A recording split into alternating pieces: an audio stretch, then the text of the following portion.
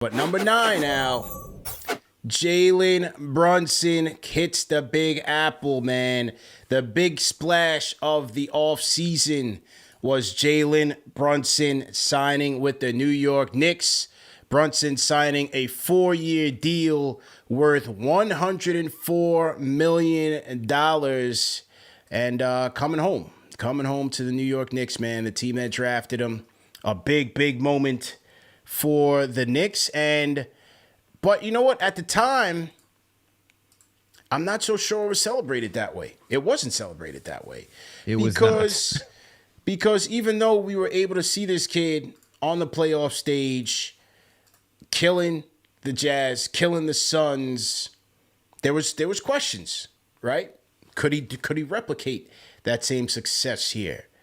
The spacing was a big question mark, right? With Dallas playing more of a 5-out style, could Brunson have the same impact playing 10 seconds playing in a lineup with RJ, Julius, Mitch, which still was clunky, but as you saw as the season went on, he was that guy, man. He was just what the doctor ordered for this team. An all-star in my book, an MVP candidate in my book. He was that good for this organization. He was that good for this team. Transformed this team's season. Every bit a part of the 48 wins was Jalen Brunson, man. Captain Clutch, as I called him so many times this year. How many times in the fourth quarter with less than 5 minutes to go in a game did this kid just bail the Knicks out with spectacular plays, spectacular shots, getting to the free throw line, step back threes, just unlimited bag.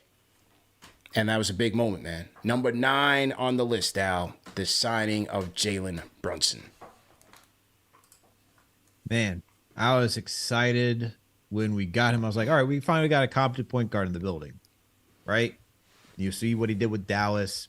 You saw he was able to be a second option next to Luka Doncic. You saw what he did against the Utah Jazz while Luka was out, dropping over 30, 2 games to win.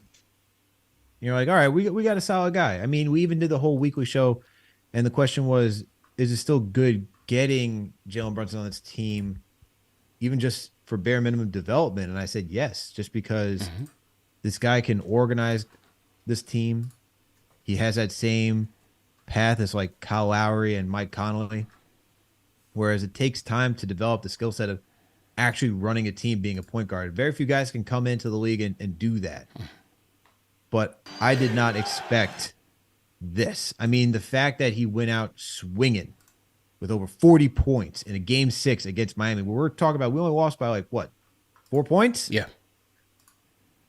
That's different, man. And you see what Miami has done to Jaylen Brown, Jason Tatum, and you think that throughout that entire series, Jalen Brunson still figured out how to get his own shot and still figured out how to drop 40 points, over 40 points. Eric Spoelstra's complimenting him, saying, how is he not all NBA?